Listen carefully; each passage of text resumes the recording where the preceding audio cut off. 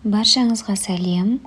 Бүгін енем екеуміз сіздерге осындай кеспе қосылған тауық сорпасын дайындайтын боламыз.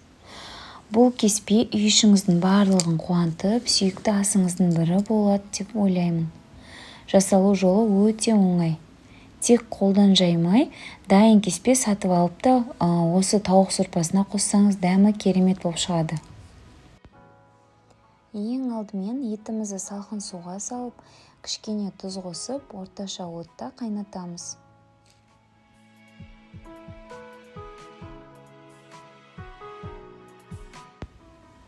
Қайнаған соң бетіндегі көбігін алып, астын баяу отқа етіміз піскенше қойып қоямыз.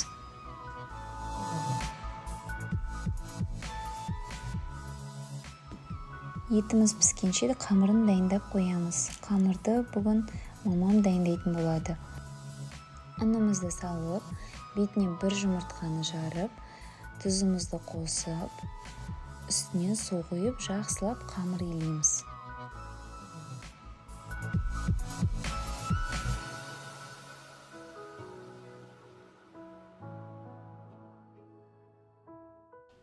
Қамырды илеп болдық.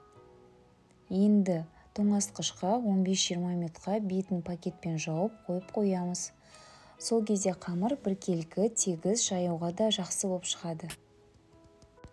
Содан соң қамырды алып, бетіне ұн сеуіп, жұп-жұқа қылып жайып аламыз.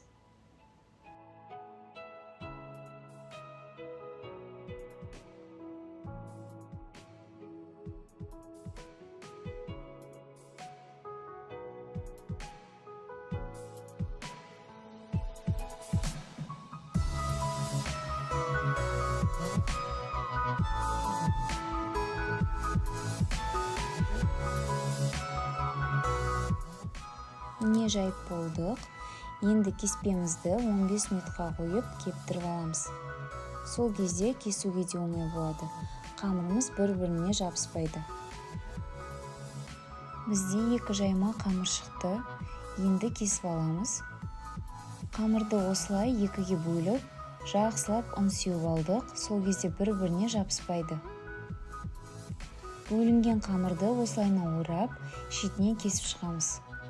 Осындай жұқалықта. Араларын осылайынан ашып шығамыз.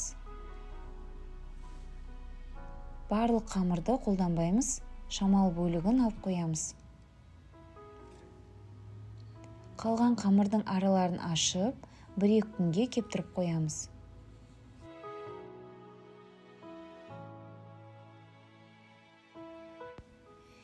Енді тауық сорпасына картопымызды салып, араластырып аламыз.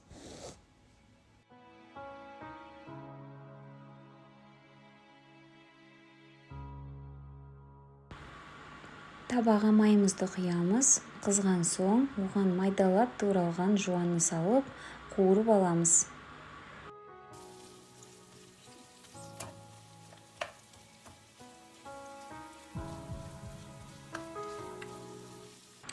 Оған дейін үккіштің үлкен жағынан сәбізді өткізіп, сол қуырылып жатқан пиязға қосып, барлығын араластырып тағы да қуырып аламыз. Кішкене дәміне қарай тұз, бұрыш, паприка салып, томат қосып араластырып аламыз. Егер де зажаркамыз құрғақ болса, тауықтың сорпасынан кішкене қоссаңыздар болады. Қуырылып болған соң, сорпамызға қосамыз. Содан соң ұсақтап туралған сарымсақты қосамыз.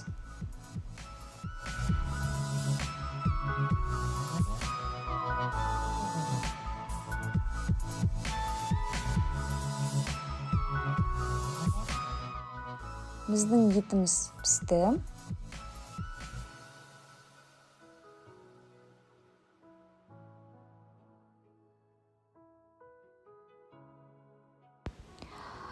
Міне енді кеспемізді қосамыз. Осылайынан салып шығып, араластырып, бетін қақпақпен жауып, қатты отта 5 минуттай пісіреміз.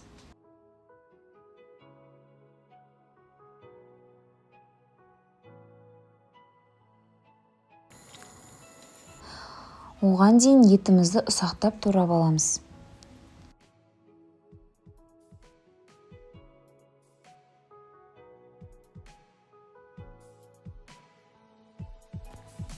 5 минут өтті. Енді етімізді салып жібереміз.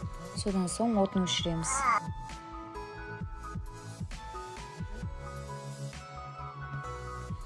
Бетіне аз көк қосып араластырып жібереміз. Аз көкті қоспасаңыздар да болады, дәміне қарай өздеріңіз білесіздер. Бетін жауып, кішкене 5 минутқа қойып қоямыз. Кеспемізді тарелкаларға енді құятын боламыз. Содан соң кішкене бетіне аз көк саламыз. Міндетті түрде дайындап көріңіздер. Дәмі керемет болып шығады. Видеоны соңына дейін қараған болсаңыздар, лайк, комментарий қалдырып, маған тіркеліп кетіңіздер. Сіздермен Лаура.